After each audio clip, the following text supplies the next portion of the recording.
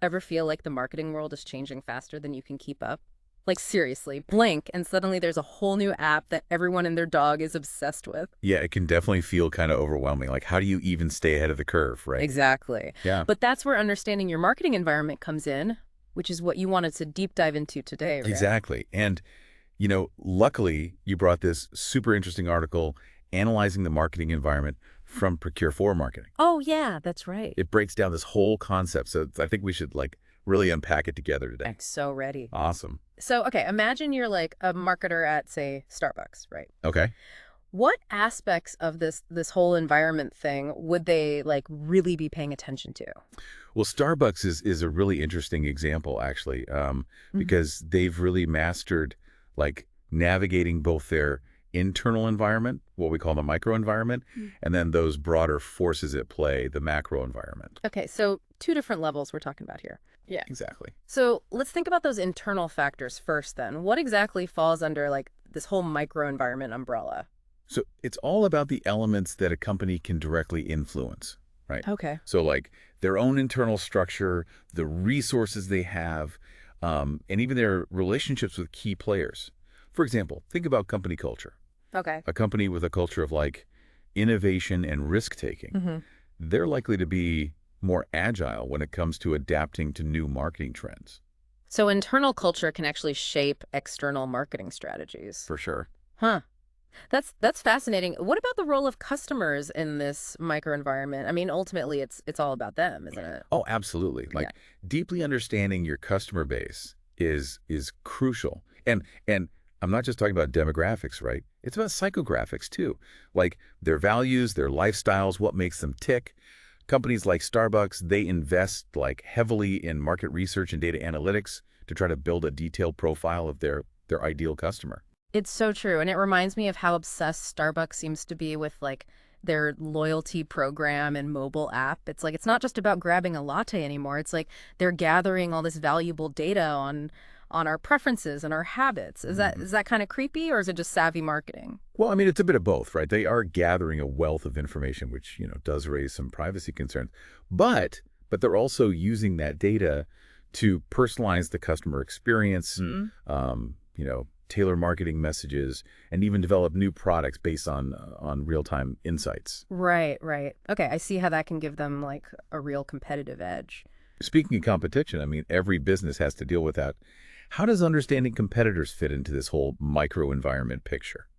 So it's not enough to just know who your competitors are. Well, you need to really dissect their strategies, their strengths, their weaknesses, their marketing tactics, the whole shebang. Um, this helps you identify opportunities to differentiate yourself and offer something unique that they don't. Hmm. So, for example, how has Starbucks positioned itself against, competitors like Dunkin' Donuts or even independent coffee shops? Right, yeah. They've focused on creating what they call a third place experience, Yeah. right? Cultivating a sense of community that goes beyond just, a caffeine fix. Ah, the third place strategy. Yeah. Brilliant. Now, there's one more piece of this micro puzzle that I'm kind of curious about. Okay. Intermediaries. Who are these kind of unsung heroes and why do they matter? Okay, so intermediaries are those critical links in the chain Yeah. that help you get your product or service out to the market. The distributors, retailers, even marketing agencies. Yeah. Building strong relationships with those intermediaries is essential for reaching your target audience Mhm. effectively. Mm. Starbucks, for instance, they strategically partner with retailers to distribute their bottled beverages, right? Yeah. And they even collaborate with other brands for co-branded products. Oh, interesting. Okay, so in essence, the microenvironment is all about mastering those elements within a company's like immediate reach. Yes. Their internal structure, their customer relationships, that competitive landscape, and their whole network of partners. Exactly. It's like building a solid foundation before you even start to expand outwards. Totally. Now, let's shift gears a bit and zoom out to that macro environment you mentioned. Okay. What makes that so different? So the macro environment consists of larger forces that impact not just individual companies, but entire industries and societies. These are forces that a company can't directly control, but they have to learn to adapt to. Okay, I'm intrigued. Give me a taste of what these massive forces are all about. Okay, so let's start with demographics, the study of populations.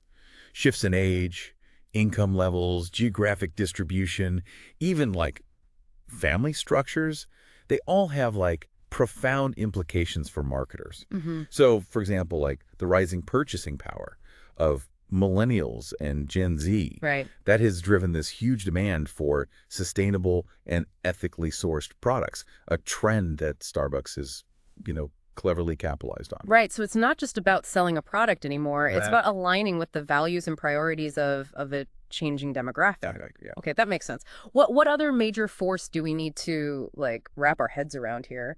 Well, we can't ignore the economy, obviously. Right. Economic booms and recessions, I mean, they can make or break a business, right? For sure. So during a recession, consumers become more price conscious. Mm. Marketers, they have to adjust their strategies accordingly, Mm. focusing on value and affordability. Right, right. Conversely, in boom times, consumers may be more willing to spend, which opens up all sorts of opportunities for like premium products and experiences. This raises an interesting question, actually. Do you think that companies like Starbucks, which are known for their like premium pricing, do you think they actually benefit from economic downturns? Like, do people seek comfort and familiarity in their lattes when times are tough? Hmm. That's a that's a fascinating question. It's certainly possible, that during economic uncertainty, people seek out small indulgences that offer a sense of normalcy or routine. But it's also likely that Starbucks, adapts its offerings to cater to more budget-conscious consumers during those times. Okay, yeah. Perhaps they emphasize, their value-priced options or promote their loyalty program discounts more heavily. Oh, clever tactics. Okay, now let's talk about a force that's been making headlines lately. Okay. Natural forces. Is this about brands like having a plan for earthquakes and hurricanes and stuff? It's much broader than that. We're talking about the increasing awareness of resource scarcity, environmental sustainability, and climate change, right? Oh, okay, got it. Consumers are becoming more eco-conscious. They're demanding products and services that align with their values. Hmm. This has pushed companies to really rethink their supply chains, their packaging, their overall environmental impact. So this isn't just like a trend then, it's like a fundamental shift in consumer expectations. Exactly. And companies that ignore it, they do so at their own peril. Yeah, for sure. And this is actually where Starbucks really shines, I think. They've really embraced sustainability, from ethically sourcing their coffee beans to promoting reusable cups, even setting ambitious environmental goals to reduce their carbon footprint and waste. Yeah, it seems like they've really woven that whole sustainability thing into their brand identity, Yeah. which definitely resonates with environmentally conscious consumers. Okay, now let's talk about a force that's changing, like at warp speed technology. How has this impacted the marketing landscape? Oh, technology is revolutionizing marketing in countless ways. Social media platforms have become these incredibly powerful marketing channels, allowing brands to connect with their audiences in real time. Artificial intelligence and data analytics are enabling like personalized marketing messages and targeted campaigns. And then of course e-commerce has like totally transformed how we shop, right? It's forcing businesses to adapt to online purchasing behaviors. Oh, it's mind-boggling how fast technology evolves. Marketers must feel like they're constantly playing catch up. How does a company like Starbucks stay ahead of the curve? Well, their mobile app is a prime example. They've seamlessly integrated technology into the customer experience, from Yeah. mobile ordering and payment to personalized rewards, even like music playlists tailored to your Starbucks visit. They've even implemented AI-powered recommendations to suggest drinks you might enjoy based on your past orders. Wow, they've turned their app into like a marketing powerhouse. Yeah. It's like a mini marketing ecosystem that lives in your pocket.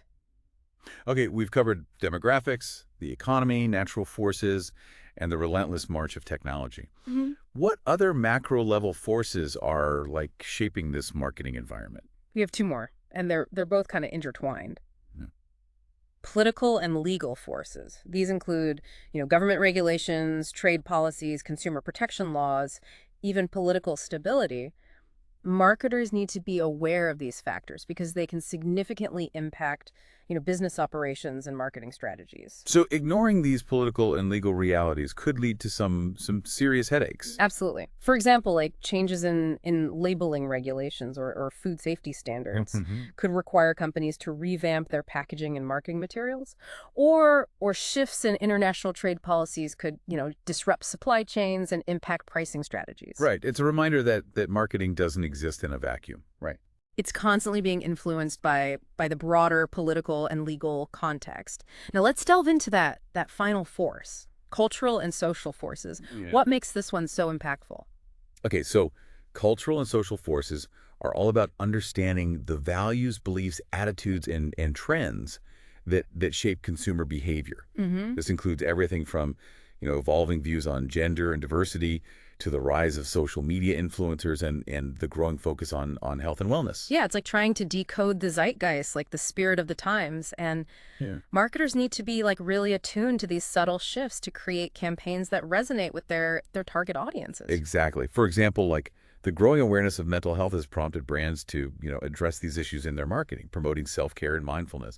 And the increasing emphasis on diversity and inclusion has pushed brands to showcase a wider range of representation in their advertising and messaging. It's a reminder that marketing is not just about selling products or services. It's about like reflecting and shaping the cultural landscape that we live in. Okay, we've covered a lot of ground here. We have. We've explored the microenvironment, those factors close to home that companies can directly influence, and we've ventured into the vast forces constantly shaping the world around us. It's a lot to take in, but it's essential for any marketer who wants to thrive in today's, complex and ever-changing world. So how about we grab a metaphorical cup of coffee and come back to explore a real-world example of a company that's mastered this delicate dance between the micro and the macro. I have a feeling Starbucks might be our perfect case study. Let's do it. I'm eager to dissect their strategies and see how they've, leveraged these forces to achieve such remarkable success. All right, we'll be right back after a short break. All right, I'm ready to dive into this whole Starbucks analysis. They really have become like a textbook example of how to adapt and thrive in this crazy dynamic marketing environment. Totally. So let's break down their approach, starting with those microenvironment elements. One thing that's always impressed me is just how well Starbucks seems to KNO its customers. Like it's almost as if they're reading our minds and maybe tracking our app usage too, right? What's their secret? Data, my friend. Starbucks has invested like heavily in building this really sophisticated data infrastructure. It captures information from various touch points like their loyalty program, their mobile app, even in-store interactions. And then, they analyze all this data to try to understand customer preferences, purchase patterns, even like predict future behavior. It's wild. So it's not just about like serving coffee anymore. It's about gathering all this intel on what makes their customers tick. But how do they use this data without, creeping people out? I mean, there's a fine line between personalization and feeling like you're constantly being like watched. Yeah, that's the $1 million question. I think Starbucks walks that line by using data to personalize the customer experience in ways that feel, valuable rather than intrusive. Okay. So think about like their personalized recommendations on the app, right? Mm-hmm. Suggesting drinks based on your previous orders or the time of day. Yeah. It feels more like a helpful suggestion rather than an invasion of privacy. Right. And then they've cleverly gamified the experience too with their rewards program. Like those stars are like digital crack, I swear. Yeah. What psychological tricks are they using to keep us like hooked on earning those freebies? Oh, they're masters of behavioral economics for sure. They've tapped into like our innate desire for rewards, status, a sense of accomplishment. Earning those stars, it triggers a dopamine rush in our brains, right? It makes us feel good, and it encourages repeat purchases. It's a brilliant example of how understanding human psychology can drive marketing success. I'll admit I'm a sucker for those stars. Okay, let's move on to another microenvironment challenge. Competition. I mean, the coffee market is like incredibly crowded these days, yet Starbucks still seems to like reign supreme. Mm-hmm. How do they maintain that dominance in the face of so many rivals? So I think they've adopted kind of a multi-pronged approach. First, they're constantly innovating. Oh, okay. Introducing new drinks, seasonal flavors, food items, just to keep their menu like fresh and exciting. This helps them stay ahead of trends and cater to those evolving consumer tastes. So it's not just about sticking to the classics. It's about staying relevant and surprising their customers with new offerings. What else is part of that competitive strategy? Well, they've also cultivated like this really strong brand identity that resonates with their target audience. Okay. They're not just selling coffee, they're selling an experience, a sense of community, that third place between, home and work. And this emotional connection with their customers, it sets them apart from competitors who, might just be focusing solely on transactional interactions. Right, right. That third place concept is brilliant. It's about creating that sense of belonging, a place where people can connect and feel comfortable. Yeah. Now, let's shift gears to the macro environment, those larger forces that kind of shape the entire playing field. One area where Starbucks has really excelled, I think, is sustainability. Hmm. What specific steps have they taken to align with this, growing consumer demand for eco-conscious practices? So their commitment to sustainability is kind of woven into their whole business model. From ethically sourcing their coffee beans to reducing waste in their stores. So, for instance, they've partnered with Conservation International to support sustainable coffee farming practices, ensuring fair treatment of farmers and protecting the environment. They've also implemented initiatives to reduce their carbon footprint, investing in renewable energy sources, energy efficient equipment, things like that. And let's not forget those iconic green straws, right? Yeah. They were one of the first major chains to ditch those plastic straws, which made like a huge statement. But wasn't there like some controversy about their new strawless lids actually containing more plastic? Yeah. How do they like navigate those potential criticisms and ensure that their sustainability efforts are perceived as authentic? I think transparency is key. When that strawless lid controversy came out, Starbucks acknowledged the concerns and they explained their rationale, emphasizing that the new lids are recyclable and they're part of this broader effort to reduce plastic waste. Mm-hmm. They've also been very proactive in communicating their sustainability goals and progress through their website, social media channels, even in-store signage. It sounds like they're walking that tightrope between making genuine progress and managing public perception. Yeah. Now let's talk about another macro level force that's kind of reshaping the marketing landscape these days. Technology. Okay. Starbucks has embraced technology in some pretty remarkable ways, particularly with their mobile app. What makes their app so successful? I think it's that seamless integration of convenience, personalization, and rewards. Okay. So the app allows customers to order ahead, skip the line, pay directly from their phones. Mm-hmm. They've also personalized the experience with tailored recommendations and exclusive offers based on your purchase history. And then, of course, you have the rewards program. Yeah. With its addictive star system, right? It keeps customers engaged and coming back for more. It's like having your own personal barista in your pocket, basically. Yeah, pretty much. But hasn't this heavy reliance on technology come at a cost? I've heard some critics argue that it's led to a decline in the in-store experience. That the human connection is getting lost in all the digital noise. What's your take on that? Yeah, no, it's a valid concern for sure. As technology becomes more integrated into our lives, it's important to find that balance between convenience and human connection. Hmm. And I think Starbucks is aware of this tension, Hmm. and they've taken steps to preserve that personal touch, even in this tech-driven environment. Yeah. Their baristas are trained to engage with customers, even those who order ahead, and they've maintained that warmth and welcoming atmosphere in their stores. So it's about striking that balance, right? Using technology to enhance the customer experience without sacrificing that human element. Exactly. Now, let's talk about those kind of intertwined forces, those political and legal influences. How has Starbucks navigated the complex web of regulations and policies that impact their business? Well, Starbucks has a global presence, which means they have to comply with regulations in numerous countries. And they've established, this really robust legal and compliance team to ensure they meet all those requirements, from food safety standards to labor laws. They've also been proactive in addressing social and political issues that align with their values. That reminds me of when they made headlines for their stance on racial bias, implementing that mandatory training for all employees. Right.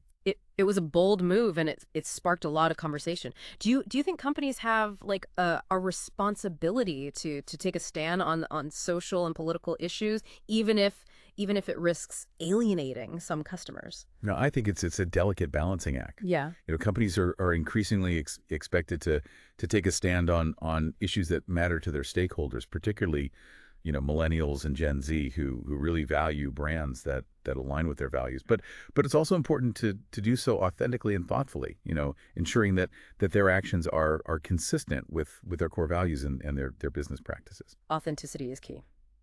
Now, let's wrap up our macro level analysis with those powerful cultural and social forces. How has Starbucks adapted to the ever-shifting cultural landscape, particularly as consumer values and expectations continue to evolve? I mean, they've been incredibly astute at identifying and responding to cultural trends. For instance, the growing emphasis on diversity and inclusion has led them to showcase a wider range of representation in their advertising and marketing campaigns. They've also, tapped into the wellness trend, offering healthier food options and promoting their plant-based milk alternatives. They even jumped on that pumpkin spice craze, which seems to have taken on a life of its own at this point. Oh, yeah. It's become this cultural phenomenon, a signal that fall has arrived. But how do they stay ahead of these trends, these cultural shifts that seem to like change with the wind?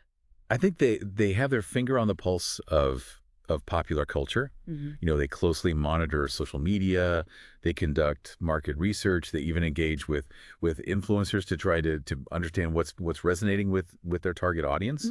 They're also, willing to experiment, to try new things and just see what sticks. So it's about being adaptable, staying curious, and not being afraid to take risks. Yeah, for sure. Now, we've spent a good chunk of time dissecting Starbucks's approach to both their micro and their macro environments. It's clear that they've mastered this delicate dance, but what lessons can other businesses learn from their success? What are the key takeaways that you hope our listener is gleaning from this deep dive? Here's what I hope our listener is pondering.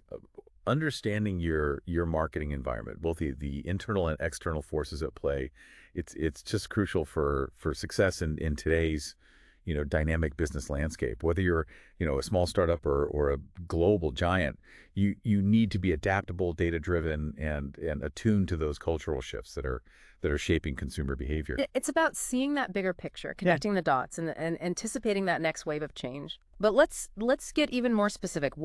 What actionable steps can our listener take to actually apply these lessons to their own work or business? I mean, we've covered a lot of theory, but how do we turn this knowledge into real world results? It can feel like kind of overwhelming to think about tackling like all these micro and macro forces, all at once. Where do you even like begin with all this stuff? Yeah, you're right. It's a lot to digest, but I think the beauty of the marketing environment is that it's this constant process of discovery and adaptation.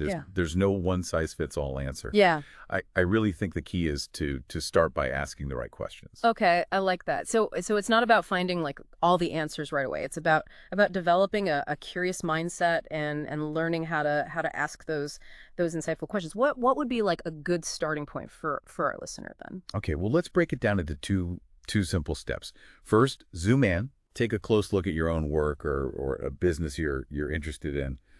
What are the key microenvironment factors that seem most important to their success? So think about their internal culture, their customer relationships, their competitive landscape, and their network of partners. Exactly. Like what are their strengths and weaknesses in each of those areas? Exactly. Once you've analyzed those internal factors, it's time to zoom out.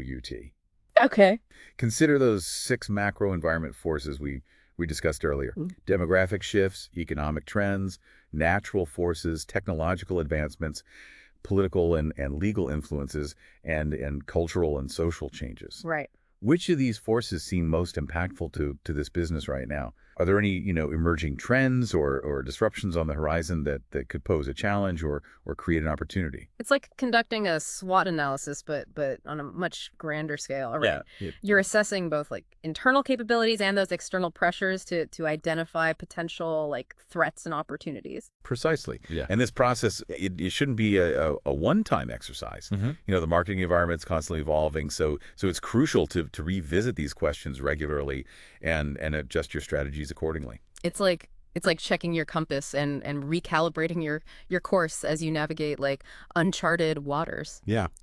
Now, I want to circle back to something you mentioned earlier, asking the right questions. What are some specific questions our listener can ask themselves as they analyze their marketing environment? Okay, here are a few to ponder. Hmm. What are the biggest challenges and opportunities facing this business right now? Are they adapting effectively to changing consumer behaviors and technological advancements? Are they aligned with the values and priorities of their target audience? Are they prepared for potential disruptions or economic downturns? Those are great questions to spark some critical thinking and strategic planning. But beyond asking the right questions, what other tips can you share for staying ahead of the curve in this ever-changing marketing landscape? I would say don't be afraid to experiment and try new things. Embrace a culture of innovation and continuous learning. Stay informed about industry trends and technological advancements. And most importantly, I think stay curious. Hmm. The more you learn about the forces shaping the world around you, the better equipped you'll be to navigate the complexities of the marketing environment. Curiosity is key. It's what drives us to explore, Mhm. to ask questions, to challenge assumptions, and to constantly seek like new knowledge and insights. And that's Yeah. exactly what this whole deep dive is all about. Well said. It's been a pleasure exploring these concepts with you and our listener. I hope this deep dive has provided some valuable insights and actionable takeaways. It definitely has. We covered a lot of ground today. We started by, defining the marketing environment and its micro and macro components. We dissected Starbucks' masterful strategies, and we even offered some practical tips for analyzing your own marketing landscape. Listener, we encourage you to take these insights and apply them to your own work or business. Think about those key questions we discussed and start exploring your own marketing environment with a fresh perspective. And remember, the marketing environment is always evolving. Staying curious and informed is your biggest asset. Embrace the challenge, stay adaptable, and never stop learning. Beautifully said. Thanks for joining us on this deep dive into the fascinating world of the marketing environment. We hope you've enjoyed the journey and gleaned some valuable insights along the way. Until next time, keep those marketing minds sharp.